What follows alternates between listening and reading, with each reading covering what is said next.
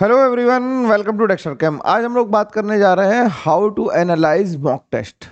ठीक है, अब भाई आखिरी के 20 दिन बचे हैं।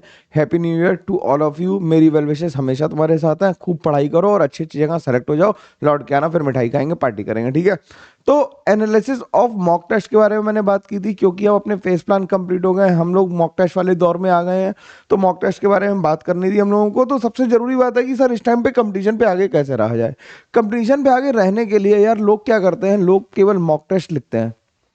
कितने लोग ऐसे हैं जो केवल मॉक टेस्ट देते हैं, केवल मॉक टेस्ट देते हैं, केवल यही काम टिक कर रहे हैं और ये काम कभी नहीं किया। ये काम मतलब एनालिसिस कभी नहीं की, अपनी मिस्टेक्स की, अपनी गलतियों की। पेपर हुआ उसे, अब तो ऑनलाइन हो रहा है तो मोबाइल बंद किया, गुस्से में लैपटॉप पटका और उठ के चले गए। ये सब काम कर रहे हैं, फ्रस्ट्रेट हो रहे हैं, लेकिन उन गलतियों को एनालाइज नहीं कर रहे हैं। जब तक पेपर की एनालिसिस नहीं होगी तब तक पेपर सही नहीं हो सकता। अगला वाला बिल्कुल भी इंप्रूवमेंट आएगा ही नहीं और तुम फ्रस्ट्रेट हो गए कि सर मेरे 40 नंबर आ रहे हैं वहीं पे ट्रैप हो गए, या 60 नंबर आ रहे हैं वहीं पे ट्रैप हो गए।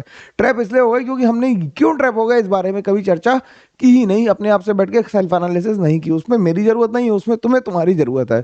तो मैंने उसमें तरीका बताया है कि एनालिसिस कैसे करनी है। ठीक है, तो एनालिसिस के लिए हम लोगों ने एक प्लान बनाया है कि एनालाइज कैसे करेंगे। तो हम क्या करेंगे, एक शीट ऑफ पेपर लेंगे या फिर हम लोग कॉपी भी यूज कर सकते हैं, जिसमें हम लोग 2-3 टेस्ट या 5 टेस्ट का डेटा, 10 टेस्ट का डेटा इकट्ठा कर लेंगे। ठीक है, तो उसे 3 पार्ट्स में डिवाइड करो, सेक्शन 1, सेक्शन 2 और सेक्शन 3 में। सेक्शन 1 में हम ऐसी मिस्टेक्स को लिखेंगे जो हमने सिली एरर करी, हम लोगों ने फॉर्मूला गलत, मतलब क्या कहते हैं, सिली एरर की, या फिर हम लोगों ने कैलकुलेशन मिस्टेक कर दी या फैक्चुअल मिस्टेक कर दी। मतलब कि हमसे पूछा था बॉइलिंग पॉइंट नॉट हाई और हमने पढ़ लिया क्या बॉइलिंग पॉइंट हाई, या बॉइलिंग पॉइंट लो का ऑर्डर पूछा था हम हाई का लगाए, सिली मिस्टेक। या 3 × 3 हम 27 लिखे आए। ठीक, या फिर हमने कैलकुलेशन मिस्टेक कर दी। इस तरह की मिस्टेक को सेक्शन 1 में रखेंगे। दूसरे तरह की मिस्टेक ये है कि हम सवाल लगा रहे थे लेकिन बफर का फॉर्मूला ही भूल गए भैया। बफर का फॉर्मूला भूल गए, कॉन्सेप्ट ही हमारे दिमाग से स्किप हो गया। तो वो दूसरे तरह की मिस्टेक। तीसरे तरह की मिस्टेक, ये मैं मिस्टेक में काउंट नहीं करता, ये should not have been done, कि तुमने कोई चैप्टर नहीं किया और उसे भी अटेम्प्ट कर दिया। ये अलग तरह की समस्या है लोगों की, कि अब लोगों ने सोचा, मान लो कितने लोग ऐसे हैं कि केमिस्ट्री पेपर दे रहे, सब लोग कहते हैं केमिस्ट्री में तो 90 नंबर आने चाहिए। सर ने कहा 90 नंबर आने चाहिए। 90 नंबर आने के लिए 23 क्वेश्चन करने पड़ेंगे और तुम्हारे हो रहे थे 14। तुमने क्या किया, बाकी 9 नेगेटिव लगा दिए। तो ऐसे चैप्टर भी छू दिए जो तुम्हें बिल्कुल नहीं आते थे। तो 11 तुमने नेगेटिव लगा दिए, तो 14 में से अब केवल वो 12 ही बचे या 11 ही बचे, वो बाकी नेगेटिव में चले गए। तो ऐसी गलतियां होती हैं। तो पहली गलती को सुधारने के लिए कैसे करेंगे कि हम लोग जो सेक्शन 1 में है उनके फैक्चुअल टेक्स्ट को पढ़ेंगे और स्पीड को कम कर लेंगे। क्या कर लेंगे, स्पीड रिड्यूस कर लेंगे फॉर कैलकुलेशन। फैक्चुअल टेक्स्ट को पढ़ेंगे, स्पीड कम करेंगे कैलकुलेशन एंड क्वेश्चन रीडिंग के लिए।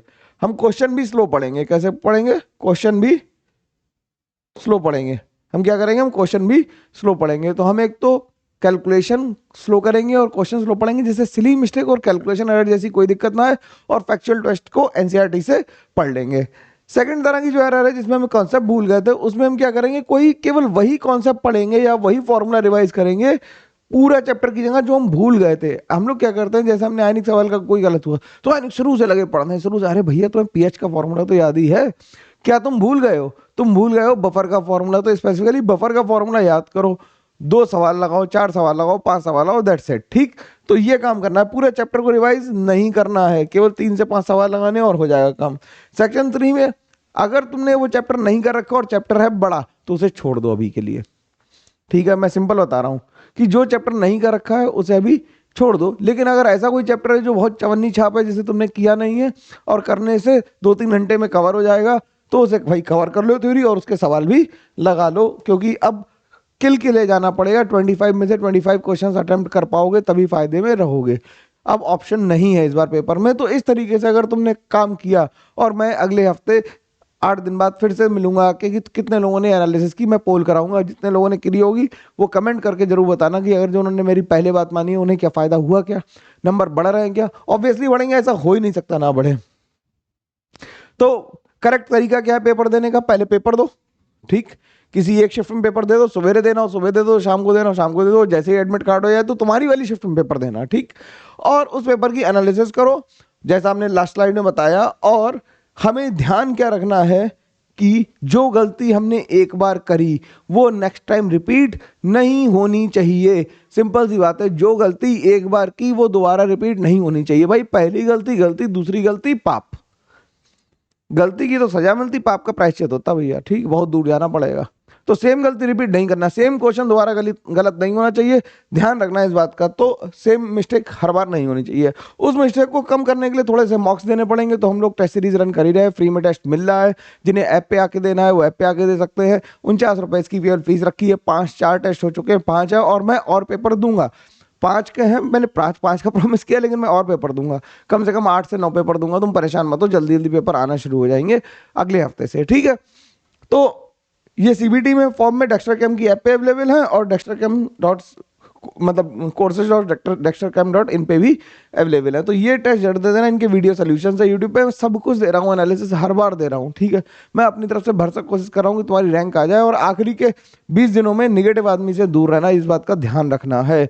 और हमारे टेलीग्राम चैनल को सब्सक्राइब कर लो, वहाँ पे सारा टेस्ट मटेरियल तुरंत मिल जाता है आसानी से, और शॉर्ट नोट्स वगैरह भी वहीं पे मिलते हैं। तो हम लोग वो सीट लेके रहेंगे जो हम चाहते हैं, लेकिन उसके लिए तुम्हें मेहनत करनी पड़ेगी यार। अब हाई टाइम है, कोशिश करो कि पूरे पूरे टाइम को, जो 20 दिन का टाइम है, इसमें 12-14 घंटे का आउटपुट आए तुम्हारा, और नींद प्रॉपर रहनी चाहिए। ठीक है, चलो मिलते हैं हम। ऑल द बेस्ट, सब लोग ध्यान रखना, खूब सारी पढ़ाई करते रहो। तब तक के लिए thank you very much, take care, bye bye.